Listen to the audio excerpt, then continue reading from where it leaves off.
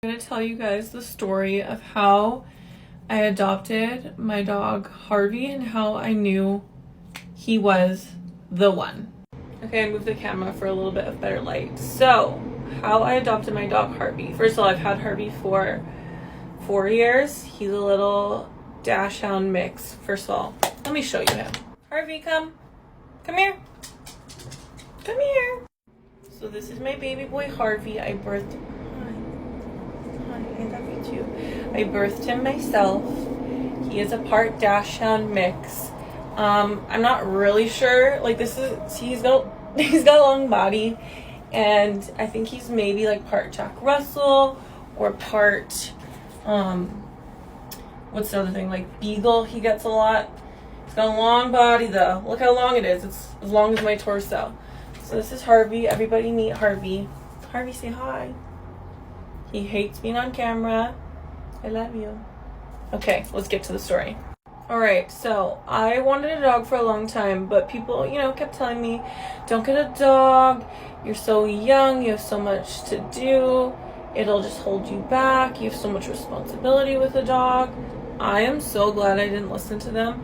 If you're watching this and you're thinking about adopting a dog or getting a dog of any sort and you're worried about the lifestyle changes, as long as you expect that, of course, your life's going to change in certain aspects and with things you can do and the responsibility you have, as long as you understand that's going to happen, it's okay, because the love that you have for this animal outweighs it completely. So I decided to go against everybody's advice and get a dog anyways.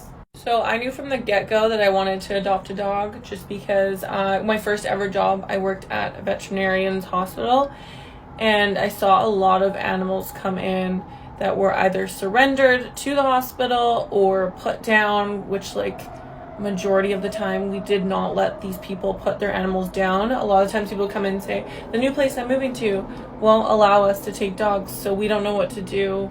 SPCA won't take our dog, heartbreaking. So I just knew from working there and experiencing that that's something I would always do if I was to get an animal. No shade to people who buy animals from breeders. I understand everyone has a preference. Some people need certain things for their lifestyle, and if people didn't buy those animals from breeders, those animals would just grow up and then end up in shelters too. So everything's needed to make the world go round. My preference, I knew I was going to adopt. I knew I wanted a wiener dog for years. I don't know. I always felt connected to them. So I started looking on Pet Finder, which is, if you guys don't know, it basically is like a Google for animal adoption.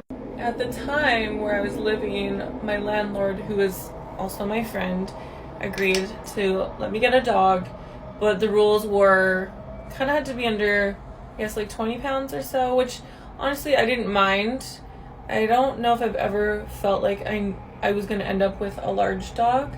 I would definitely get one, but it's just at the time my lifestyle was small dog because of where I lived, and also the space that I had. I wanted to be able, if I was to get a large dog, I'd want to make sure I have a yard, etc. I also knew I needed to get a dog that was not elderly, but definitely an adult, because I was working in a restaurant at the time and I needed them to be able to stay home alone. I wanted them to come potty trained, etc. So I started looking on Pet Finder in my area, in my surrounding area. I was looking in the States as well, because where I'm from, if you guys don't know, the border's super close, so it was easy enough to make a trip down to go see some animals or pick them up. So I found a couple that were in the age, the behavior, the breed that I wanted. One specifically was actually a full wiener dog, and its name was Macaroni. I will never forget it. And it was all black, but its lifestyle just didn't really align with what I needed. It was didn't really like being cuddled, and I wanted one that enjoyed being cuddled and kind of wanted me to be them. I wanted a baby. I applied for a couple dogs. I didn't really hear back, but I wasn't oh, that's sad. I was just kind of okay, whatever. And then I came across Harvey's profile, and if I have a picture, I will put it here. I'll pop up on screen. I don't know what it is about this picture, but it spoke to me, you guys. I just knew right away, this is my dog. And I think sometimes when it comes to animals and you're adopting, or even if you're buying from a breeder, when you know, you know.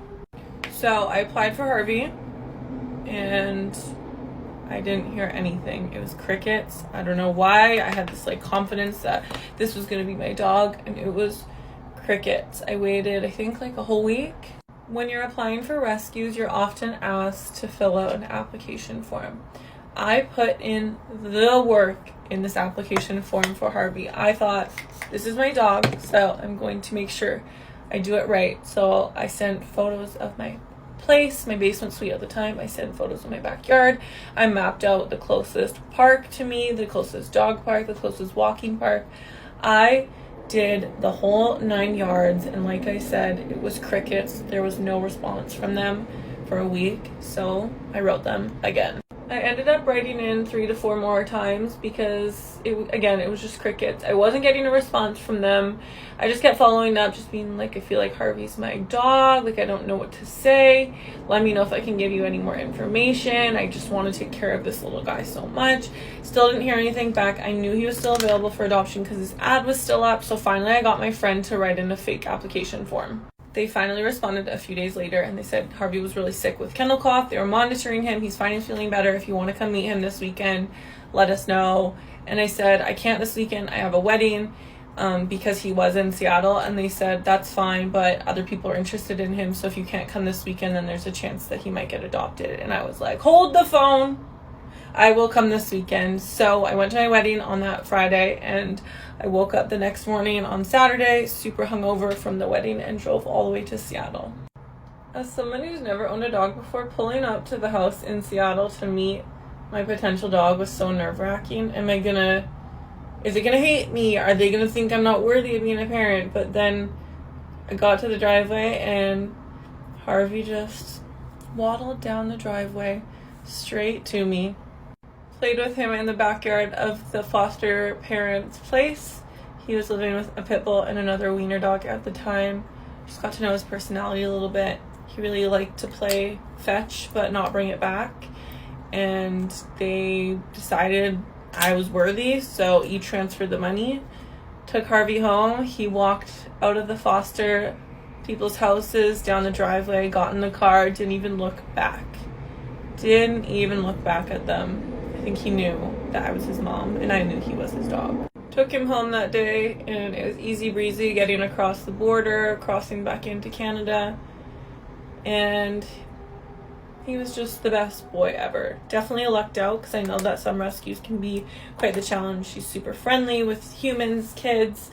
He's grown to hate other dogs, but in the beginning he did like other dogs, and he's the best boy in the world.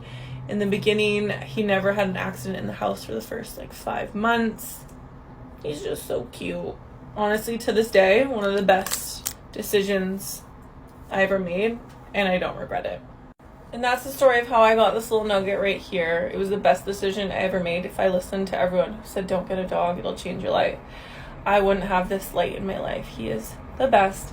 He's unconditional love. He's someone I come home to every day that makes me so happy. He's grumpy with me. I'm sorry. I love you. Anyways, guys, that's the story of how I got Harvey. Hope you guys enjoyed it.